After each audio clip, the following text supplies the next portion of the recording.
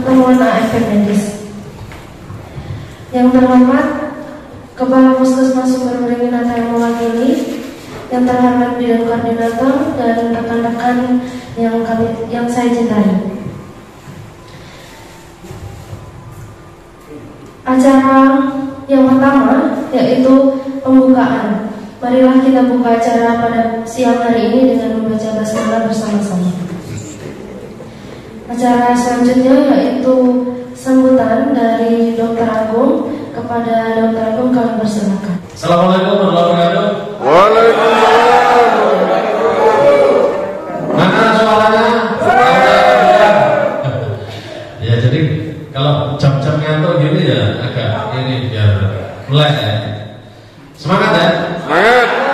Terima kasih banyak atas kehadiran rekan-rekan semuanya ya. Pada siang hari ini Dr. Agus tidak dapat hadir karena sedang ada pelatihan selama seminggu ya.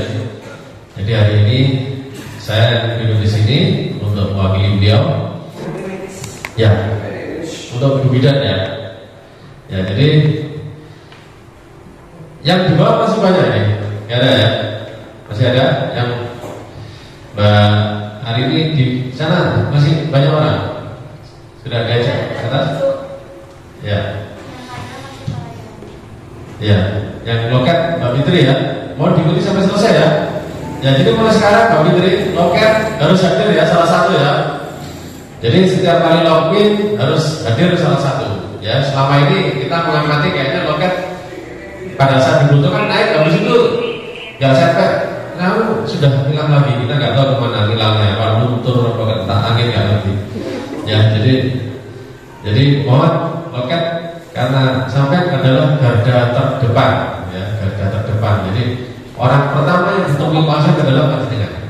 Ya, jadi sebagus apapun pelayanan kami, kalau panjenengan yang ada di depan, ya kesan pertama begitu menggoda, ya, yang lainnya akan ikut merasakan imbasnya, pasien akan puas. Tapi kalau kesan pertamanya mengecewakan, yang lainnya walaupun sudah ramah, tapi akan pasien sudah membawa kesan negatif dulu karena pertama yang ditemui kurang bagus. Gitu. Jadi nanti juga ada evaluasi ya untuk teman-teman yang pelayanan, terus untuk program-program yang dilakukan evaluasi hari ini, ya. Jadi mohon kegiatan ini bisa berjalan dengan baik, secara optimal dan berkualitas. Ya, jadi bukan hanya pertemuan yang hanya formalitas, tapi pertemuan yang berkualitas dan memberikan manfaat sebagaimana yang diharapkan. Ya, karena sistem berjalan bila mana sistem itu dilakukan dengan baik, bukan hanya asal-asalan. Mungkin itu sambutan dari saya. Semoga bisa kita mulai biar kita tidak terlalu siang pulangnya. Saya kembalikan kepada moderator, silakan. Terima kasih yang disampaikan.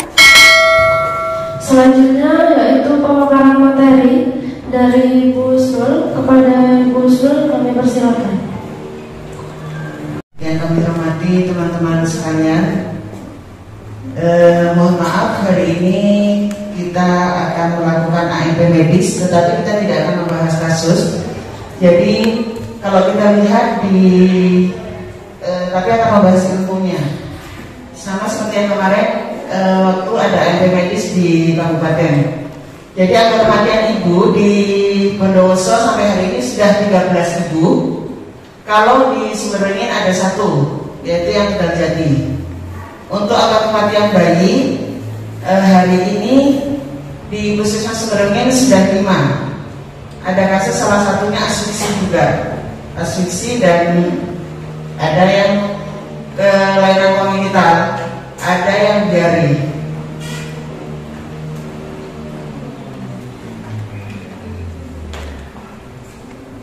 Untuk yang maternal, jadi di kematian ibu karena itu adalah penyebabnya PE. Sebelum kita belajar tentang PE, rekomendasi dari kabupaten, silakan Mbak Tun di depan. Rekomendasi dari kabupaten adalah mengaktifkan program P4K, teman-teman.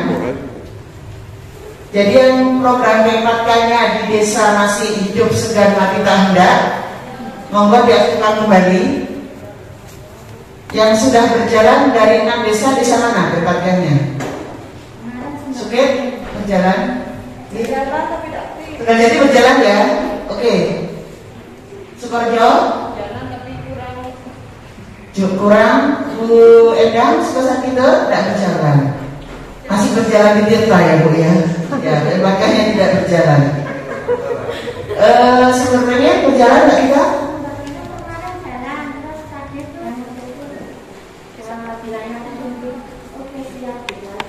Baik, nanti teman-teman bisa menginisiasi pimpinan desa untuk mengaktifkan kembali P4K. Terima kasih Tegajanti, kalau memang sudah berjalan nanti didorong dan kita dorong lewat PKK nanti untuk P4K-nya. Itu jadi P4K-nya harus diaktifkan. Yang kedua, mematuhi penapisan. Untuk semua teman-teman bidan harus mematuhi penapisan baik yang di institusi puskesmas maupun yang di BPM, okay? Yang ini punya BPM monggo penapisannya betul-betul ditaati.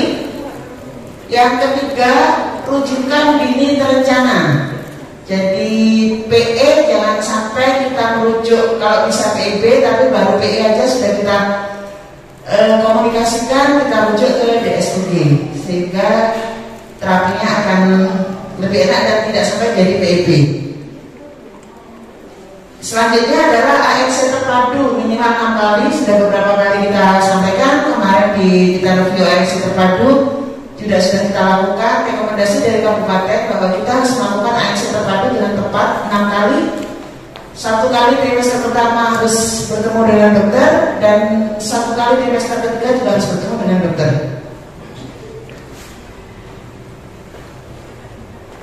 Yang selanjutnya adalah pembinaan PMB bekerjasama dengan organisasi profesi. Jadi teman-teman PMB sudah dilakukan visitasi kan dari organisasi, juga untuk penapisan, untuk ketaatan dalam penapisan. Untuk yang neonatal, yaitu peningkatan kapasitas petugas termasuk PMB dalam melaksanakan tata laksana rujukan bayi. Bagaimana kita dalam melakukan tata laksana rujukan bayi, nanti sekilas akan kita belajar bareng. Kita tidak terlalu panjang kok nanti. Rujukan dini juga, rujukan dini terencana. Lalu petugas harus mampu menentukan rumah sakit mana ya. Jadi kalau kita mau merujuk teman-teman, kita lihat pasien ini apa. Kalau memang pasien ini nanti kira-kira prematur, jangan kita rujuk ke rumah sakit yang fasilitasnya tidak lengkap. Mau tidak mau memang harus ke RSU. Tetapi sekarang banyak kendala, kadang rumah sakit tidak menerima RSU, ya monggo. Yang penting ada komunikasi dulu. Selanjutnya adalah profesi kembali tentang tata laksana asfiksi dan DPLR. Itu untuk rekomendasi dari kabupaten.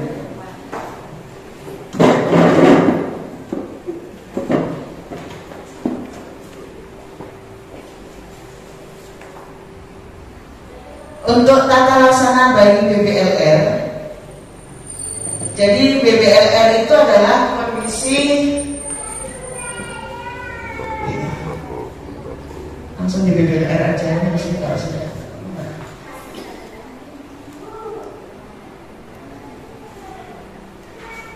BPLR adalah kondisi di mana berat badan bayi kurang dari 2.500 gram. Bisa KMK, bisa juga memang prematur.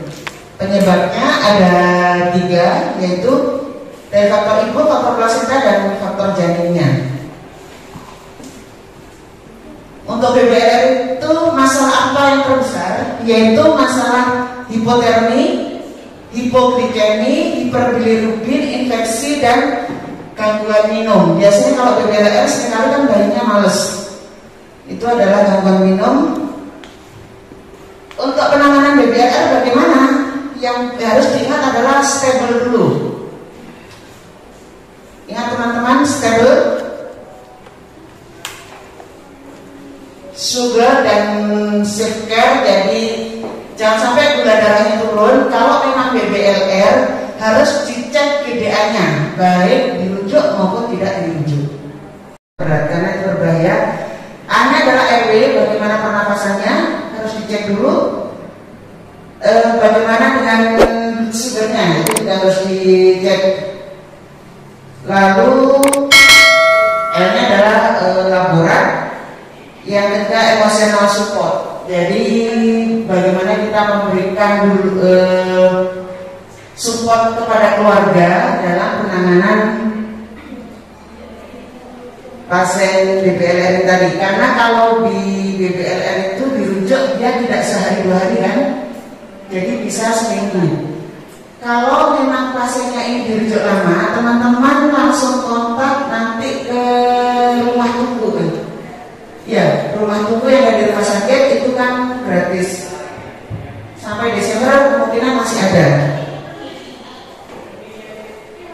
Untuk hipotermi, biasanya sering terjadi hipotermi adalah bayi BBLR, KMK, bayi yang menjalani resusitasi lama, dan bayi mengalami sakit atau sepsis. Itu biasanya akan terjadi hipotermi. Sama seperti yang saat ini terjadi, Jago belum datang ya, yang bayi gemeli itu dia di rumah batuk, sesak, tapi datang dengan sudah hipotermi 355 dilakukan penanganan 2 hari, si kembar satunya pulang karena ini. Padahal yang saya suruh pulang kakaknya yang bisa batuk. Sampai di rumah tadi malam ternyata nggak mau minum, jatuh hipotermi juga. Akhirnya sama-sama diputuskan. Jadi hipotermi itu sangat berat. Klasifikasi hipotermi kalau yang ringan 36,4 sampai 36. Jadi bayi 36 itu sudah hipotermi teman-teman ya. Jangan 36,2 Bu, itu sudah dalam menjaga gula darah tidak turun, baik itu oral maupun infus, bayi itu kan jatuh lebih dalam hipoterminya. Apalagi kalau tidak diberikan penghematan. Yang berat adalah 2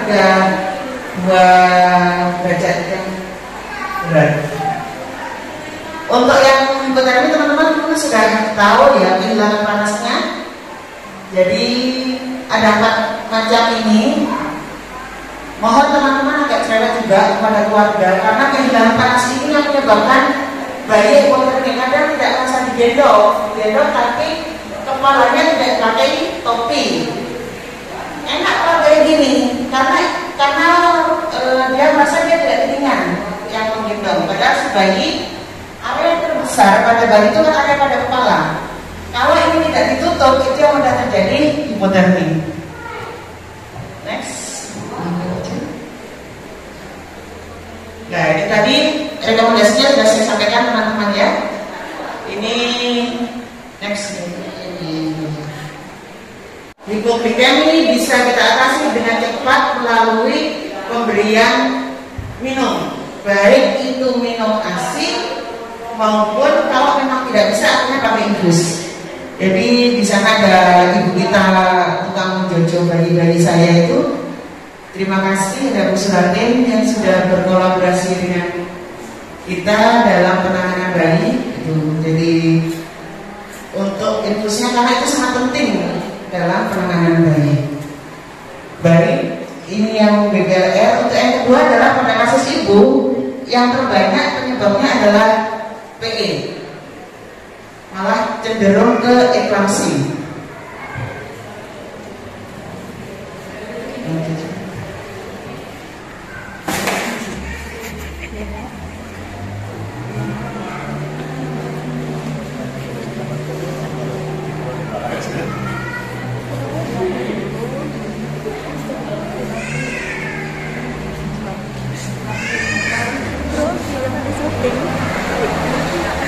Untuk penyebab eklampsi sendiri sampai hari ini secara pasti kan belum ditemukan, tetapi ada ilmu yang menyatakan bahwa itu bisa terjadi karena masalah pada plasenta, juga masalah kekurangan protein.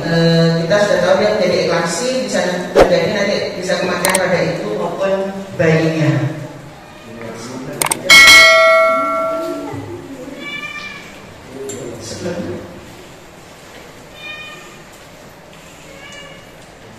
Ini teman-teman, jadi untuk PE harus kita lakukan screening sebelum usia 20 minggu ya. Anaknya gemeli, anak pertama, dari laki-laki pertama, itu juga sudah resiko untuk terjadinya PE. Next, penanganannya seperti biasa, protokol sudah ada. Jadi kalau memang itu PEB, kita pasang infus, berikan SM, loading dose, lalu rujuk segera. Loading dose itu yang IV ya. Loading dose itu, jadi kalau bilang full dose mungkin dimarahi sekarang, bahasanya adalah loading dose sebenarnya ya. Itu setelah itu FRS. Kalau memang dia di atas 34 minggu biasanya akan diterminasi. Kalau di bawah 34 minggu biasanya masih dirawat dulu. Nanti saya share di grup Bonet, teman-teman, tidak usah foto kalau apa. Di atas 160-90 dengan protein urin positif 1 atau B, injeksi loading dose jika didapatkan PIB yaitu 160 per 160 per 110 dengan protein. Kalau 160 per 110 itu baru kita lakukan SM-nya. Tapi nanti ini kita juga konsul dokternya dulu ya. Kadang 140 kalau awalnya 90 juga sudah PIB teman-teman. Hati-hati juga. Kalau ada PIB tetapi kondisi sudah pembukaan mau lengkap, jangan dirujuk. Lakukan penanganan, tolong persalinan. Setelah selesai segera dirujuk, jangan ditunggu ya. Karena nanti eklasi postpartum akan lebih parah.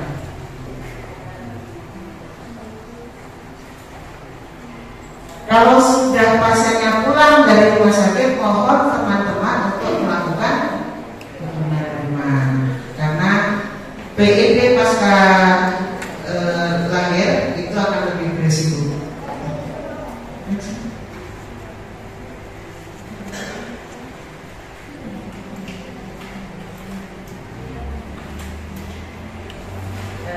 Ini adalah screening preeklampsinya, usia 16 sampai 24 minggu. Jadi kalau di layar primer sebenarnya sudah siap, kita cek dulu umur ibu lebih dari 35 atau kurang dari 20, riwayat penyakit lamanya apa, ada PE, HD, DM, ginjal, orang yang gemuk, MAP-nya lebih dari MAP-nya positif ya lebih dari 90, RLT-nya juga positif, itu sudah mengarah ke semua screeningnya PE. Kalau memang itu sudah semua screeningnya PE ya kita berikan perawatan rutin dalam penanganan PE dengan pemberian kalsiumnya. Kalau ini 1 gram per hari 3 kali 1 untuk PE itu. Kita lanjutkan. Nah sudah, itu yang PEB. Jadi intinya di eklampsi dan di PEB terapinya masih tetap teman-teman. Hanya tugas kita adalah screening yang betul-betul ketat. Kalau screeningnya kita sudah ketat, bahwa kita tahu usianya kurang dari hamil pertama kurang dari 20 tahun, lebih dari 35 tahun, orangnya gemuk, itu sudah resiko, sudah terjadi PE. Monggo diperketat, segera dikonsulkan ke dokter. Ya. Itu mungkin dari saya. Ada pertanyaan? Tidak usah. Saya akhiri. Assalamualaikum warahmatullahi wabarakatuh. Acara pertemuan AMP Medis sudah selesai. MC-nya saya alihkan Mas Hanif. Monggo.